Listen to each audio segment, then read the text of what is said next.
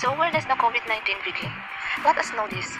Coronavirus disease 2019 or COVID-19 is defined as illness caused by a novel coronavirus called Severe Acute Respiratory Syndrome Coronavirus 2 or SARS-CoV-2, which was first identified amid an outbreak of respiratory illness cases in Wuhan City, Hubei province in China. It was initially reported to the World Health Organization on December 31, 2019. On January 30, 2020, the World Health Organization declared the COVID-19 outbreak a global health emergency. On March 11, 2020, the World Health Organization declared COVID-19 a global pandemic, its first such designated since declaring H1N1 influenza a pandemic in 2009.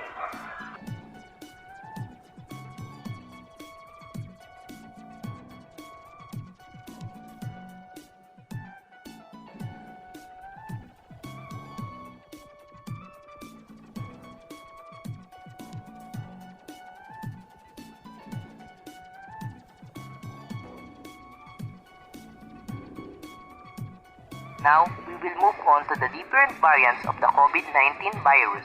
I am John Erlen Abalos and I will discuss to you the different variants of the COVID-19 virus and its sub-variants.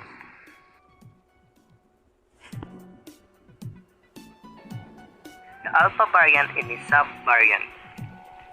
Alpha B.1.1.7 was the first of the highly publicized variants. Alpha first appeared in the Great Britain in November 2020 and infection surged in December of that year. It soon surfaced around the world and became the dominant variant in the US, where the CDC classified it as the variant of concern. Then Alpha faded away with the rise of more aggressive Delta variant. Some mutations in alpha spike protein were thought to make it more infectious. The B.1.7 lineage was believed to be 30 to 50% more contagious than the original SARS-CoV-2 strain. In the US, in mid-April 2021, before the Delta became the predominant, Alpha comprised 66% of cases, according to a study released in June by the CDC. The Beta variants and its sub-variants. This variant, or B.1.351, was identified in South Africa at the end of 2020. Spread to other countries. Experts had been concerned about its several mutations and its potential to evade antibodies. Beta was not common in the UK. The CDC said that Beta was about 50% more contagious than the original coronavirus strain. There was evidence to suggest that Beta may have been likely than other variants to lead to hospitalization and death. South Africa stopped offering the AstraZeneca Oxford vaccine, which is not available in the US, early in 2021 after clinical trials showed it did not provide strong protection against mild and moderate diseases from the Beta variant. Pfizer-BioNTech, Moderna, and Johnson & Johnson also reported less protection against Beta.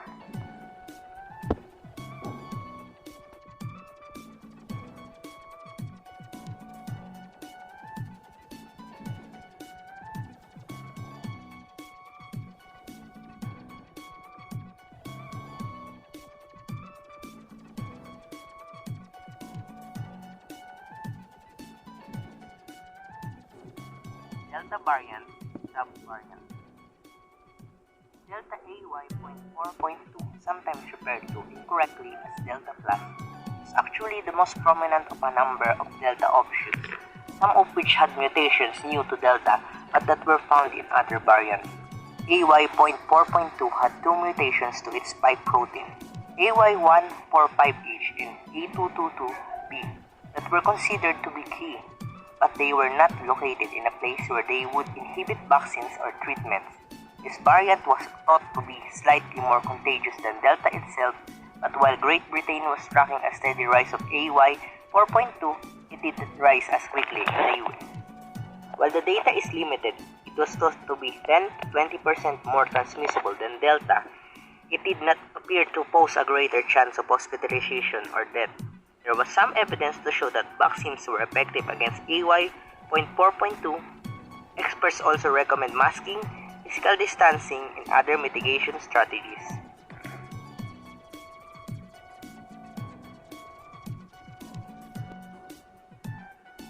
Delta B1.617.2 was first identified in India in late 2020.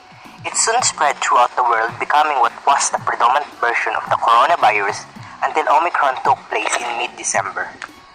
It's estimated that the Delta caused more than twice as many infections as the previous variants. In Connecticut, it was estimated to have been 80 to 90% more transmissible than the Alpha variant. In the US, in June 2021, after a steady decline in COVID-19 cases and hospitalization, the arrival of Delta coincided with rapid reversal of that trend. In the fall of 2021, there were surges even in the most vaccinated states' infections as the previous variants.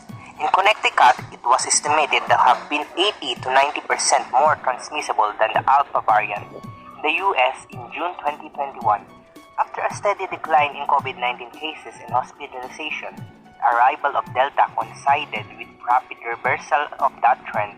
In the fall of 2021, there were surges even in the most vaccinated states, prompting experts to urge people to get their booster shot.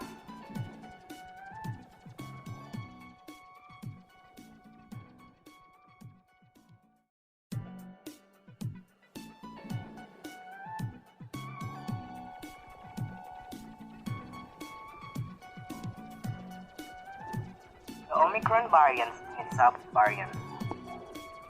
Omicron subvariants are considered to be especially efficient spreaders of the disease.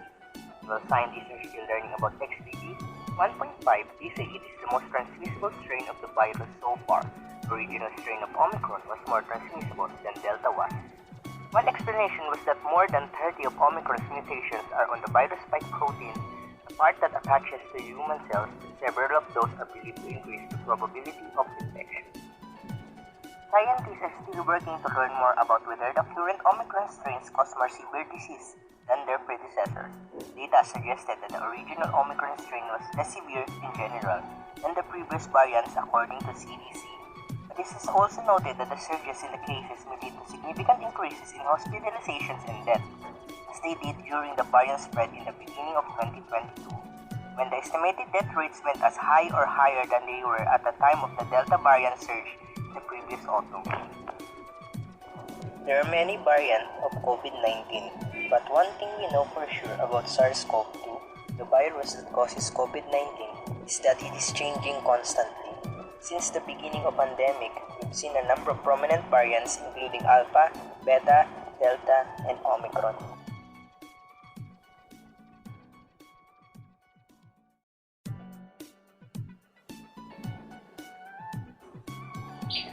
Symptoms. People with COVID-19 have had a wide range of symptoms, report ranging from mild symptoms to severe illness symptoms may occur to 14 days after exposure to the virus. Anyone can have mild to severe symptoms, fever or chills, count, shortness of breath, or difficulty breathing, fatigue, muscles or body chest, headache, near loss of taste or smells, sore throat, congestion or runny nose, diarrhea. Symptoms may change with new COVID-19 variants and can vary depending on vaccination status. CDC will continue to update this list as we learn more about COVID-19. Older adults and people who have underlying medical conditions like heart or lung disease or diabetes are at higher risk for getting very sick from COVID-19.